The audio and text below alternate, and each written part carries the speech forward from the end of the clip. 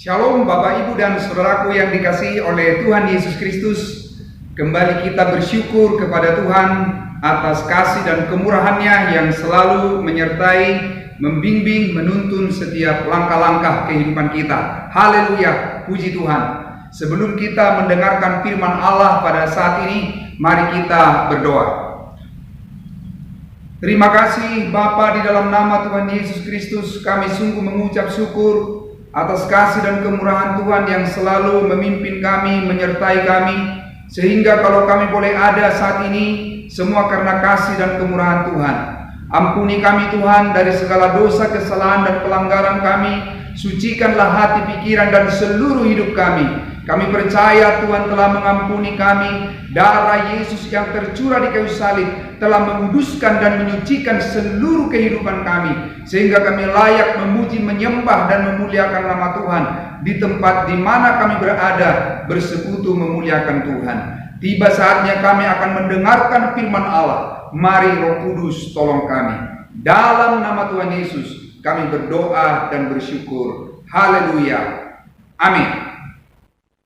Bapak, Ibu dan Saudaraku yang dikasihi oleh Tuhan Yesus Kristus, bila kita melihat perjalanan hidup kita, semua kita yang hidup di dunia ini memiliki keinginan, memiliki harapan-harapan dan rencana-rencana. Ada berbagai daya upaya yang kita lakukan untuk bisa mencapai apa yang kita harapkan. Tema firman Tuhan yang kita dengarkan pada saat ini menghayati perkataan pengkhotbah yang mencapai puncak kenikmatan dunia. Menghayati perkataan pengkhotbah yang mencapai puncak kenikmatan dunia, yang terambil dari kitab Pengkhotbah pasal 1 ayat 1 sampai dengan 8. Inilah perkataan pengkhotbah anak Daud, raja di Yerusalem. Kesia-siaan belaka, kata pengkhotbah, kesia-siaan belaka. Segala sesuatu adalah sia-sia. Apakah gunanya manusia berusaha dengan jerih payah di bawah matahari? Keturunan yang satu pergi dan keturunan yang lain datang, tetapi bumi tetap ada. Matahari terbit, matahari terbenam, lalu terburu-buru menuju tempat ia terbit kembali. Angin bertiup ke selatan, lalu berputar ke utara. Terus-menerus ia berputar, dan dalam putarannya angin itu kembali. Semua sungai mengalir ke laut, tetapi laut tidak juga menjadi penuh. Kemana sungai mengalir, ke situ sungai mengalir selalu. Segala sesuatu menjemukan, sehingga tak terkatakan oleh manusia. Mata tidak kenyang melihat, telinga tidak puas mendengar. Menghayati perkataan pengkhotbah yang mencapai puncak kenikmatan dunia. Salomo, anak Daud, raja di Yerusalem. Mengapa disebut bahwa dia mencapai puncak kenikmatan dunia? Di dalam 1 Raja-Raja pasal 10 ayat 23, Raja Salomo melebihi semua raja di bumi dalam hal kekayaan dan hikmat. Raja Salomo, dia memiliki kedudukan yang tinggi sebagai raja yang sangat berhikmat, dan juga memiliki kekayaan yang begitu banyak. Perkakas minumannya, dan juga perisai-perisai terbuat dari emas. Dalam zamannya Salomo, perak tidak ada harganya. Raja Salomo begitu kaya dan memiliki kedudukan yang tinggi sebagai raja. Dan bukan hanya itu saja, sehingga dia mencapai puncak kenikmatan dunia. Dalam 1 Raja-Raja pasal 11 ayat 3, ia mempunyai 700 istri dari kaum bangsawan dan 300 gundik. istri-istrinya itu menarik hatinya daripada Tuhan. Kedudukan yang tinggi, kekayaan yang begitu melimpah, dan juga istri dan gundik yang begitu banyak. Di situ semua puncak kenikmatan dunia. Tetapi kemudian apa yang kita bisa pelajari? Apa yang bisa kita hayati dari perkataan-perkataan pengkhotbah, dari pengalaman hidupnya, di mana dia ada kesempatan yang luas menikmati kenikmatan dunia ini. Kita mau mendengarkan dan menghayati perkataan-perkataannya untuk kita bisa hidup bijaksana dalam kehidupan kita masa sekarang selagi kita hidup di dunia ini. Perkataan-perkataan pengkhotbah yang mau kita pelajari dan kita hayati bersama. Yang pertama, dalam ayat yang kedua, kesia-siaan belaka, kata pengkhotbah. Kesia-siaan belaka, segala sesuatu adalah sia-sia. Mengapa pengkhotbah berkata demikian? Kata sia-sia berarti hembusan napas, menguap dan lenyap. Ini menunjukkan bahwa segala harta materi dan kenikmatan duniawi adalah bersifat sementara, tidak ada yang abadi. Raja Salomo dalam pengalamannya bahwa ternyata itu adalah sia-sia, hembusan napas sementara saja. Perkataan yang kedua dari pengkhotbah dalam ayat yang ketiga, apakah gunanya manusia berusaha dengan jeripayah di bawah matahari? Kata gunanya mengandung gagasan keuntungannya atau faedahnya. Apakah gunanya? Apakah keuntungannya? Apakah faedahnya usaha manusia yang berjeripayah untuk mencapai sesuatu yang materi, sesuatu yang duniawi? Di dalam pengkhotbah pasal 2 ayat 22 sampai 23. Apakah faedahnya yang diperoleh manusia dari segala usaha yang dilakukannya dengan jeripayah di bawah matahari dan dari keinginan hatinya? Seluruh hidupnya penuh kesedihan dan pekerjaannya penuh kesusahan hati. Bahkan pada malam hari hatinya tidak tenteram. Ini pun sia-sia. Dalam kehidupan manusia di dunia ini ada mengalami banyak kesedihan dan juga kesusahan. Bahkan dikatakan tadi, pada malam hari pun hati tidak tentram. Jadi apakah gunanya? Apakah keuntungannya jeripayah manusia yang bekerja di dunia ini? Tidak ada yang tersisa, karena hasil yang dikerjakan tidak bersifat kekal. Yang ketiga, perkataan pengkhotbah yang mau kita pelajari dalam ayat yang keempat. Keturunan yang satu pergi dan keturunan yang lain datang, tetapi bumi tetap ada. Kata pergi mengandung arti berlalu dari arena kehidupan dan digantikan keturunan yang lain. Cepat atau lambat, setiap orang akan meninggalkan dunia ini sesuai dengan waktu yang Tuhan tetapkan. Dan ketika manusia meninggalkan dunia ini, tidak ada membawa apa-apa. Ada beberapa firman Tuhan yang akan saya bacakan untuk kita dalam 1 Timotius 6 ayat 7.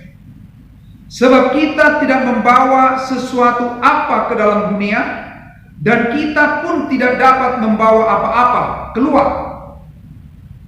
Dalam pengkhotbah pasal 9 ayat 12. Pengkhotbah pasal 9 ayat 12. Karena manusia tidak mengetahui waktunya, seperti ikan yang tertangkap dalam jala yang mencelakakan, dan seperti burung yang tertangkap dalam jerat, begitulah anak-anak manusia terjerat pada waktu yang malam, kalau hal itu menimpa mereka secara tiba-tiba.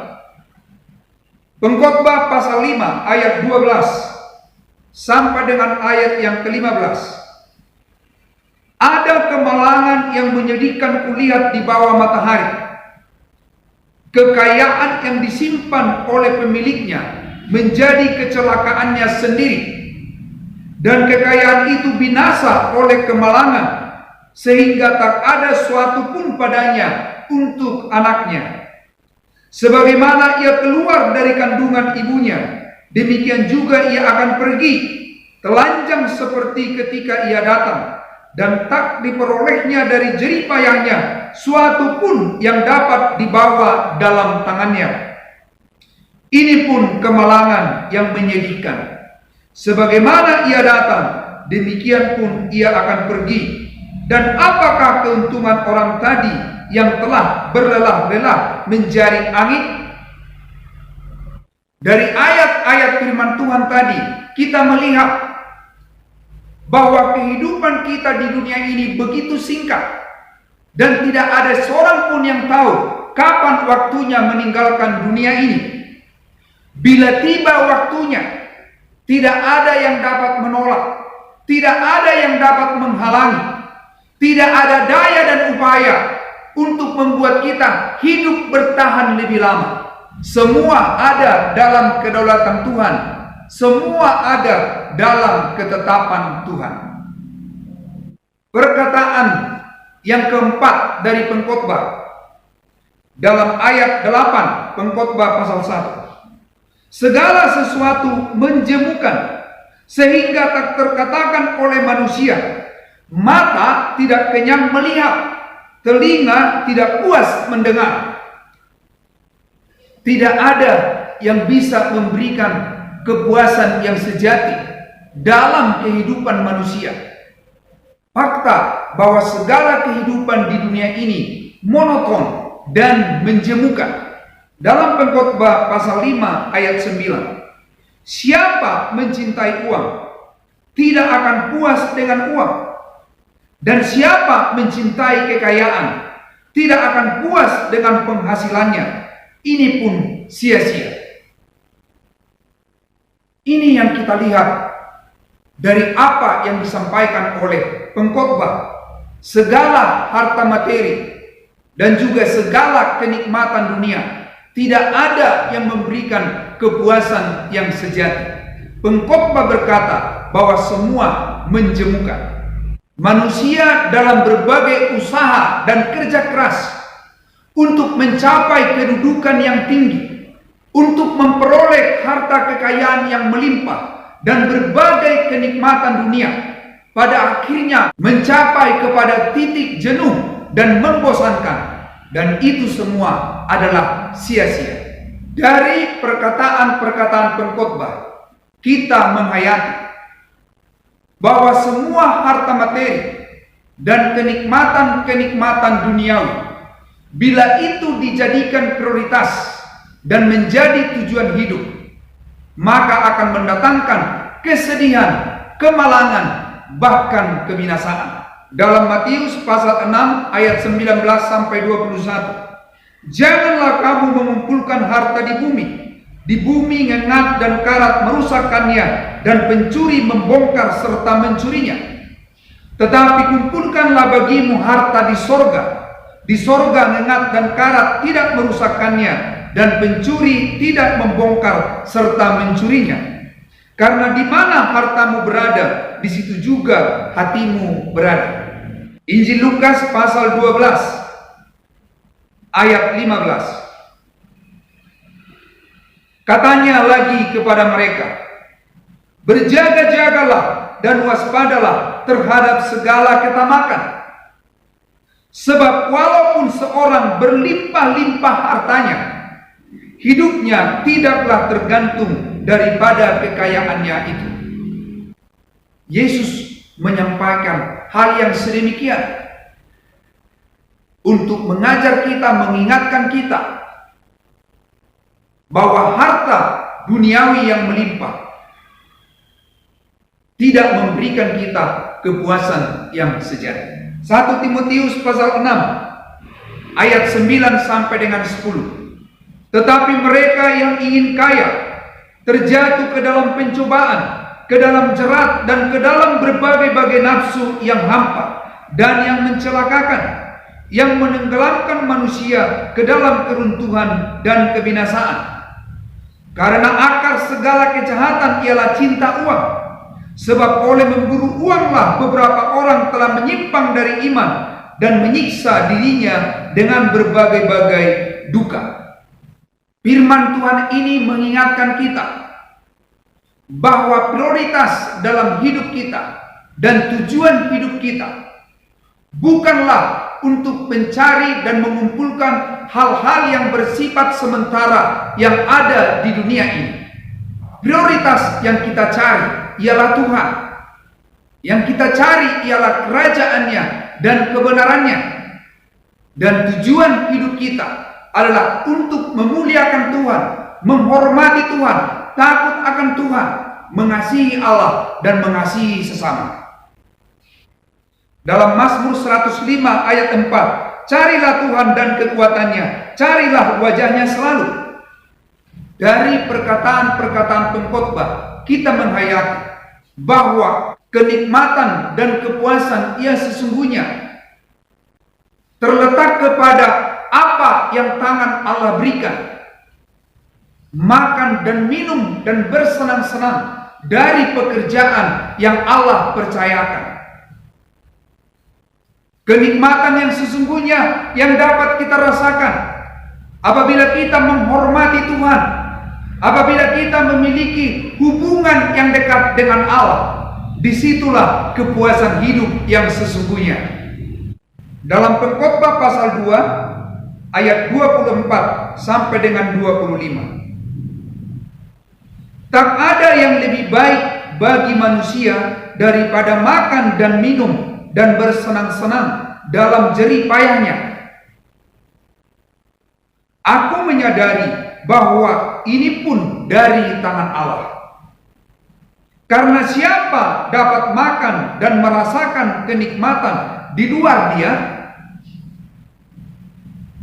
Dan kalau kita perhatikan dalam Pengkhotbah pasal 3 ayat 11 sampai dengan 14, Ia membuat segala sesuatu indah pada waktunya, bahkan Ia memberikan kekekalan di dalam hati mereka.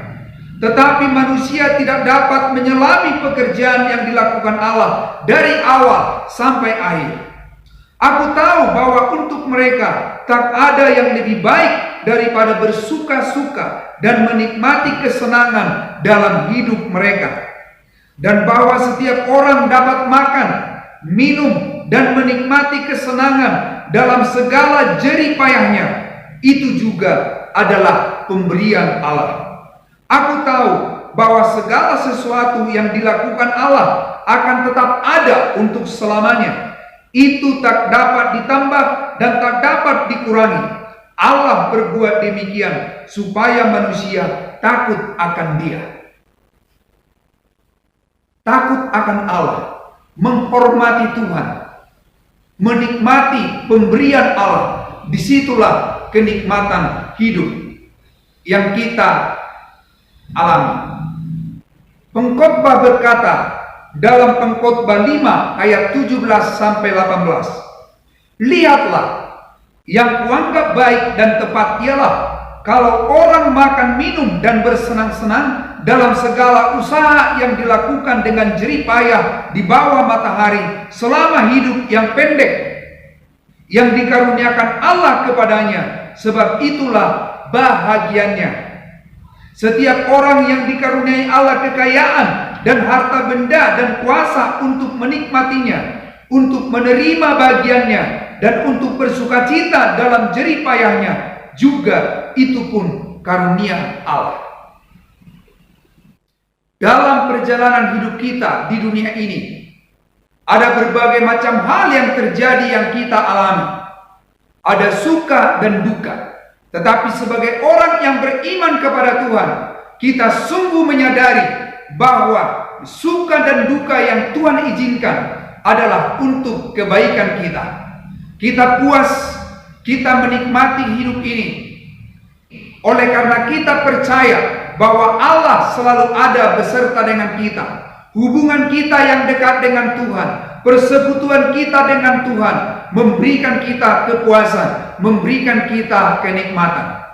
Bagaimana Bapak, Ibu, dan saudaraku yang dikasihi oleh Tuhan, setelah kita mendengarkan dan menghayati perkataan pengkhotbah yang mencapai puncak kenikmatan dunia, bahwa sesungguhnya kepuasan bukan terletak kepada harta materi atau kenikmatan-kenikmatan dunia ini, tetapi hubungan kita yang dekat dengan Tuhan, persekutuan kita dengan Allah, menghormati Tuhan, mengasihi Allah, dan mengasihi sesama. Disitulah kenikmatan hidup kita di dunia ini. Mari Bapak, Ibu, dan saudaraku yang dikasihi Tuhan, kita berdoa Roh Kudus menolong kita, memberi kita hikmat untuk mempergunakan waktu dengan bijaksana, sehingga kita menikmati kepuasan hidup yang sesungguhnya. Tuhan Yesus memberkati kita sekalian. Amin. Puji Tuhan. Mari kita memuji dan memuliakan nama Tuhan dari nyanyian Kemenangan Iman nomor 286, Sepanjang Jalan Tuhan Pimpin. Haleluya.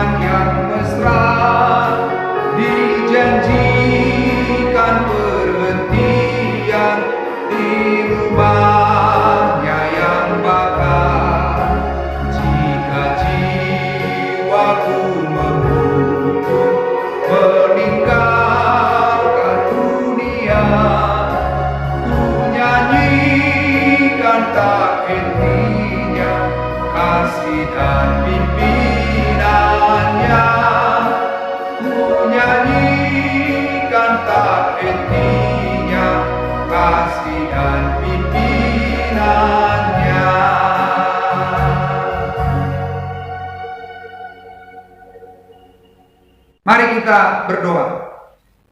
Terima kasih Bapa, di dalam nama Tuhan Yesus Kristus, kami bersyukur telah mendengarkan firman Allah untuk kami menghayati perkataan dari pengkhotbah yang mencapai puncak kenikmatan dunia, di mana melalui apa yang kami pelajari, bahwa sesungguhnya kenikmatan hidup ini adalah apabila kami menghormati Tuhan, apabila kami memiliki hubungan yang dekat dengan Tuhan, dan kami hidup oleh karena kasih karunia Tuhan, dengan makanan dan minuman yang Tuhan berikan, melalui pekerjaan yang Tuhan percayakan kepada kami.